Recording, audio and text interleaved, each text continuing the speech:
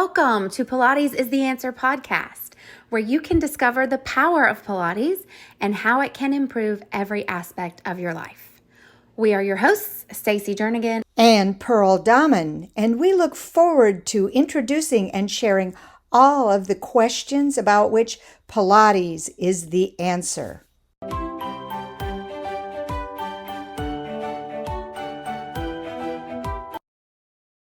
We are back, Stacey and Pearl, with our follow-up to last episode about the why. And we were talking about helping me find my why for some of the things that I struggle with finding consistency, with sticking to certain things, especially doing Pilates every week consistently.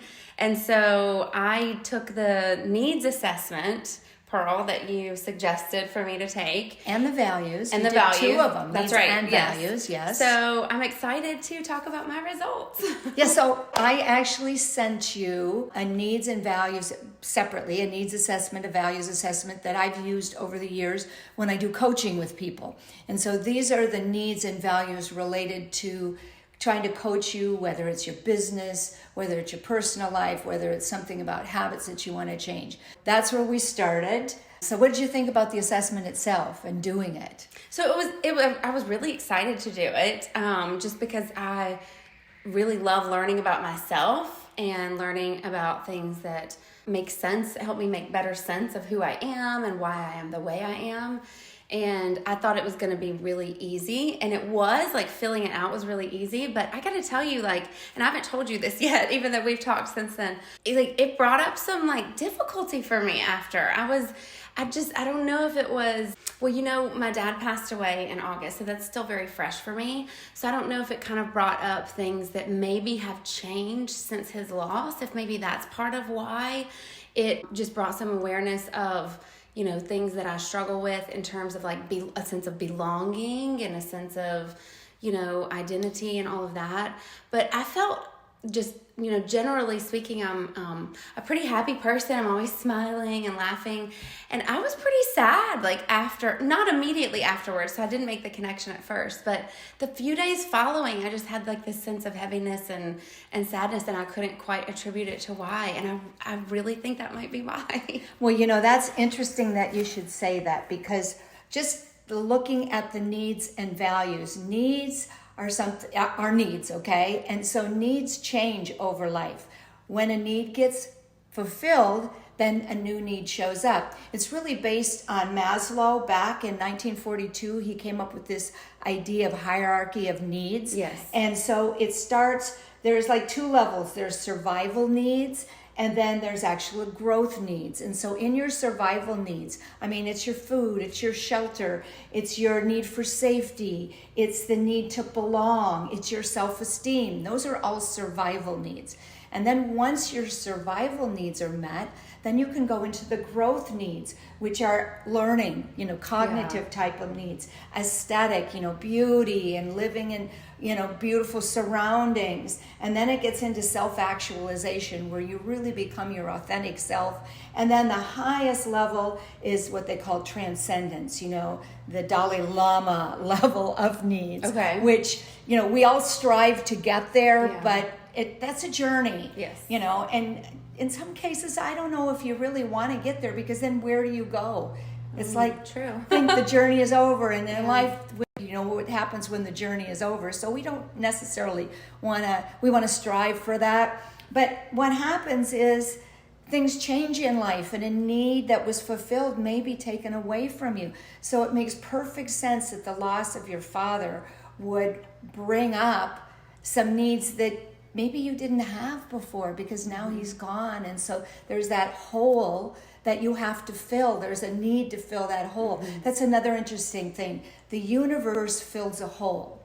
So if you have a hole in your life, it's going to get filled. And I always try to tell people, it will fill no matter what. So if you don't try to fill it with what you want in it, it will fill with whatever the universe wants to send you, which may not be the best thing for you necessarily. Think about it. When you have extra space in your schedule, something shows up. Yes. When you have extra space in your house, something shows up. Yes. So you've got to be very aware of that empty space to fill it. So that maybe that's why you had that sadness, because the awareness that need wasn't there or filled came up. It was filled and now it's not. So you must look for something to fill it. And then once it's filled, then a new need will show up. So that's really fascinating about the hierarchy of needs. And then when it comes to values, values are your beliefs. Values come from usually growing up, although not that they can't change, because our beliefs can change, but what's your family, your church, your school, what you've grown up with. You grew up in Alabama. I grew up with my dad in the military. We have values based on where we grew up and the people we associate with. Those values usually stay consistent unless you actually focus on changing them. So those are like your core beliefs, your core values.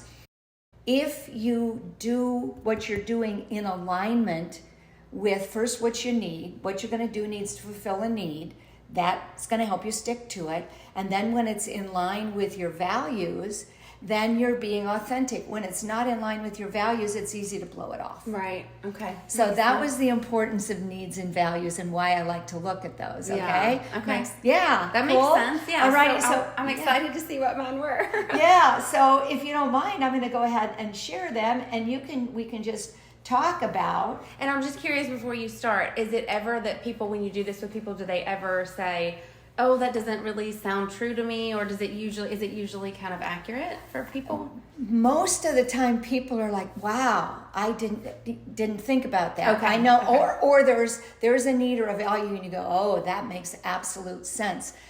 I'm not going to say there aren't cases where people are like, that's not right. Well, go back and think about it, or go back and look at the assessment again and reevaluate it, because maybe it was a state of mind you were in that day, right, or something like that. Makes because sense. It is a self-assessment. And so when you see it, one of two things. If you don't think it's right, one of two things are you didn't assess yourself quite right, or you're in denial. Yeah, that makes sense. Okay, well, we'll see. Okay. So let's look at your needs and values, and you can take a look at the list here and just kind of, how do you react to it? How do you feel? What comes to mind? So to communicate, it was interesting because, and I don't remember all the words that were on there when it asked about communication, but it seemed like to me, I remember that a lot of the words were based on being heard, and talking and communicating with other people in that way, like from your perspective. And I do value that, but I almost more than anything, like I want there to be a mutual understanding, like sometimes I think when I first think about someone's goal is to communicate, or their need is to communicate, that they want to be heard and they want other people to hear them and to listen. And I do feel that to some degree, but for me, it's also that I like knowing how other people feel, and I like knowing that I understand what other people mean. Because, sometimes, especially in this world of texting so much, or being in a hurry so much, like I think we glaze over conversations very quickly, and end up missing like the deep meaning of what people really mean. So for me, that is something that I really value, for sure. Okay, so the first thing to keep in mind is communication is always two-way. Yeah.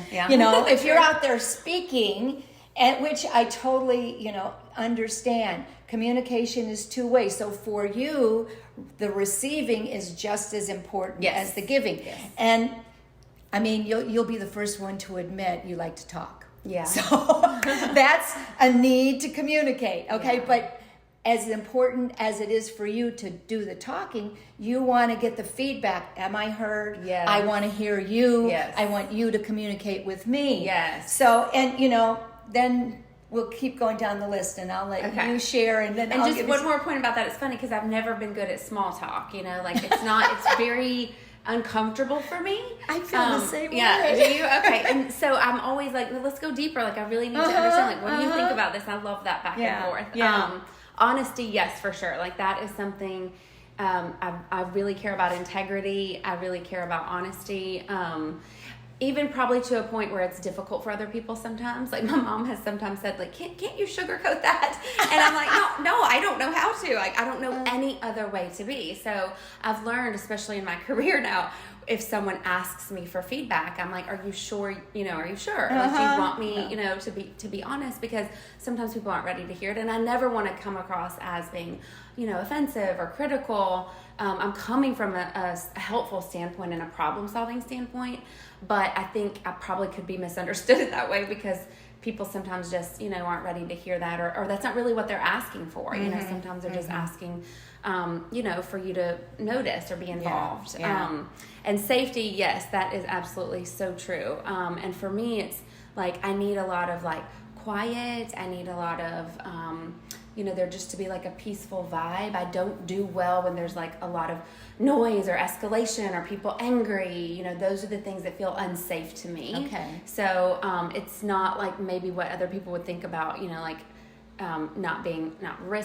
being risky or in danger. It just is more so like it's like my safe central space. Nervous system. Yes, does not space. handle anyone who's really loud, aggressive kind of communication. So that's for sure. And to accomplish, I don't know. I hope I'm that way. I think I definitely want to be successful, and I want to have a purpose, which I feel like I do. And I want to make sure I'm stay in alignment with that purpose. But I also feel like I need to find balance because sometimes I can overdo it with, just trying to get in as many sessions as I can get, like every time someone asks me to teach them a private, for example, I'm always willing to do it, and I'll put aside my own need to do, my own workouts or Pilates or whatever. So I think maybe for me, I need a little bit more of a balance of accomplishing not just from a career standpoint or being there for other people's standpoint or fulfilling my obligations, but also accomplishing a sense of, just better strength in my own body and better state of mind sometimes, So that makes a lot of sense too. Really? And so, first of all, needs, when they're fulfilled, then they kind of drift away and new ones. But when needs are really super strong, like go back to communication, that's when you'll probably have that need forever because you constantly come into communication. So when you look at accomplishment, and because you're talking, you want to get on a regular type of thing, you have to look at finding a way to make taking care of you feel like an accomplishment. Yeah. So whether it's set a goal or set a target. It's been a few years ago. I ran a marathon. Okay, I ran the Disney marathon. Yeah. And the goal was never to run the marathon. Yeah, it was. I mean, I wanted to run the marathon, but it was the journey and it was the building up, and there were so many things along the way that got me there. Right. Another insane thing I did about 10 years earlier, I was kind of falling down on my workout schedule and I was losing motivation, and I got this bright idea. Here I was 42. I'm going to try out for the Tampa Bay Buccaneer cheerleaders. Oh, And so I set that as my target, and I actually, then everything I did was to go to that tryout. But I did all these things, and it was all in my, people kept saying to me, you're 42, why do you want to try out for the I said, because I can. But it was because it kept me on the path to stay on my goal. So I had that accomplishment out there. I did go, I tried out, never made the cut, not even the first cut. Deep down inside, I knew I never would, but it was fun to think I might, but I did go out there. I got out there with all the young girls, and I'm like, here I am. Good for you. But what it was all about was I stayed on my workout routine, and I really took good care of myself for that period, which was my goal. And so then I started that habit, which kept me up with that habit. Going back to you, because, that's why we're here, find a way to look at taking care of you as an accomplishment. Okay. So whether it's set a goal to do something, or I like little charts so you check off things, because checking something off, putting a star, putting a sticker on a chart, that gives you a little bit of endorphin, and it's like, Feels like progress. yes, Yeah. progress. Yeah. So that, then you feel accomplished. Oh, I've checked off every day this week, type of thing. Okay. So, yeah. Okay, cool. So those are needs. Let's take a quick look at the values and how you feel about them. So to be sensitive, I mean, I'm definitely a very sensitive person in general, but what I feel like that means is to be empathetic with other people. And that is something that, I mean, I can think about at a very young age, like probably even second grade, that was always a way that I was described, very empathic. And I would notice that I was very different from a lot of the kids that would be in my class that weren't that way. It didn't occur to them, not in a bad way, but just it didn't occur to them to, have that true compassion when someone was struggling with something. And probably it's like a fine line for me of not crossing it into something like maybe codependence or something like that. I have to be careful about that. But you know what? It ties back to what you just shared with me about communicating with people and being honest with people, and your need for safety. All those needs relate to that being sensitive. Okay, that makes sense. Yes, I definitely am. And that is something I'm good at, I feel like, for the most part, unless I'm drained. So that's something I need to be aware of. To lead. And it's funny because I don't have like an innate, I don't feel a drive, an internal drive to lead.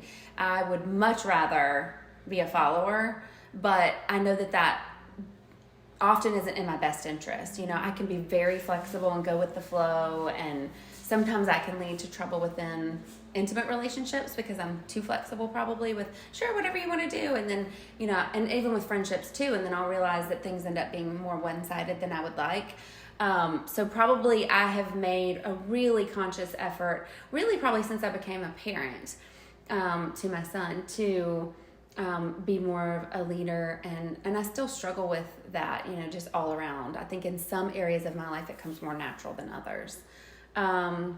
Pleasure, and it's funny because with pleasure, and I remember when I was doing the assessment, I don't remember all the words, but some of the ones that I thought when I first saw the category pleasure, I thought, oh, that's going to be related to like physical things, and like feeling good, and maybe even something sexual. I wasn't sure what to expect.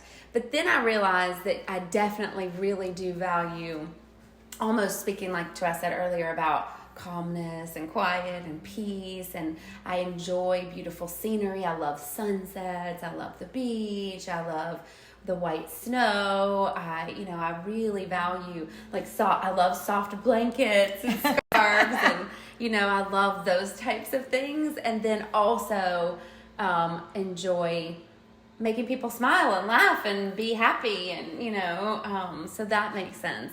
And to teach probably is similar to lead is what I'm thinking, that I don't know that it comes naturally. I don't know. But I do think I'm good at it for the most part. There are aspects of it that are difficult for me. But I do think I'm good at being able to convey what I want whoever I'm teaching to understand or to get out of, my class or whatever I'm, especially, of course, since I'm teaching mostly Pilates, I really want them to understand the purpose behind what I'm asking them to do. Not so going much further than just doing what I'm asking them to do, just going through the move. I want them to really understand the why behind it, which is interesting since this is one of our topics is why. Why, so. absolutely. Yeah. Well, and so just to kind of go back and reiterate, the values are your core beliefs, which obviously, and you can take them right back to your childhood, but with your core beliefs, if your behavior, if your actions, if what you say and do are in line with your core beliefs, then everything usually goes smoothly and you're really living authentically.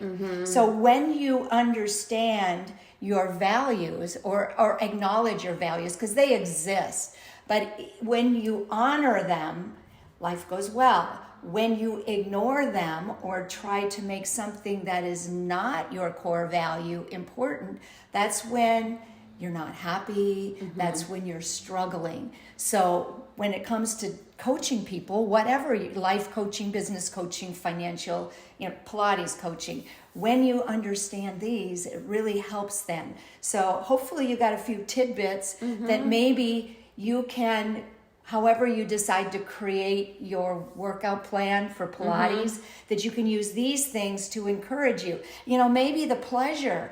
So when you've done first X number of classes, or when you've done whatever it is, then give yourself a reward. Yeah. You know, so, you know, so you check off 5 days, whatever it is, 5 days in a row, 5 days done. And then you say, okay, you know, I get to have this sweet treat, or I'm going to go enjoy a sunset, or, you know, do something special for yourself. And then that helps keep you on that goal. So that's how you can use these. So this is cool. I love it. Yeah, it's really great. And maybe we'll take this to the next step or not, because, you know, you wanted to work on getting Pilates and taking care of yourself more into things.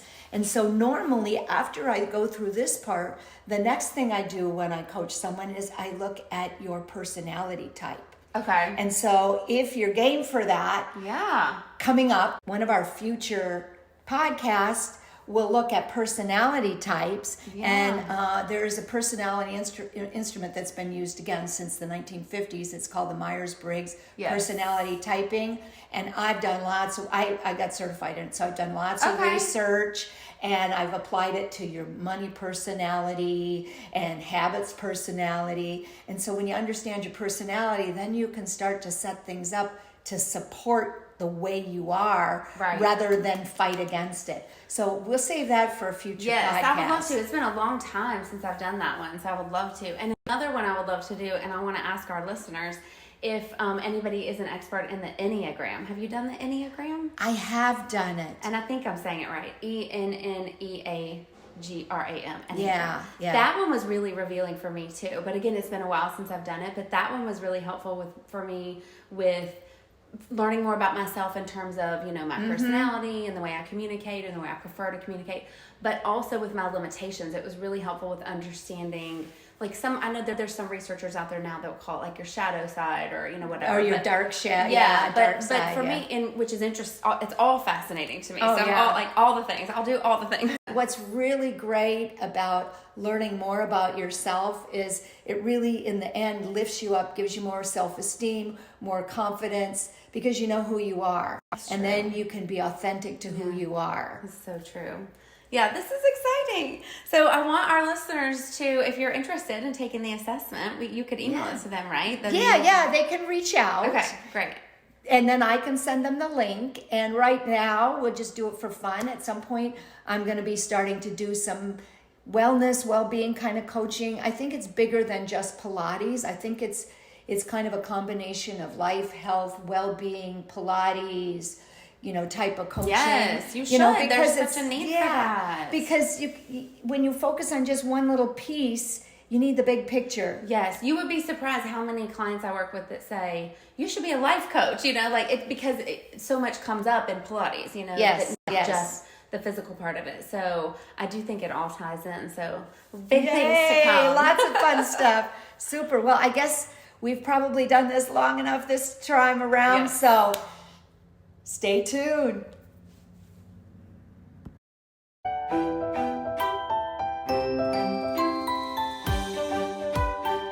We hope you enjoyed this episode, and thank you for tuning in. For more information, you can find us on Facebook and Instagram at Pilates is the Answer, and on the web at pilatesistheanswer.com.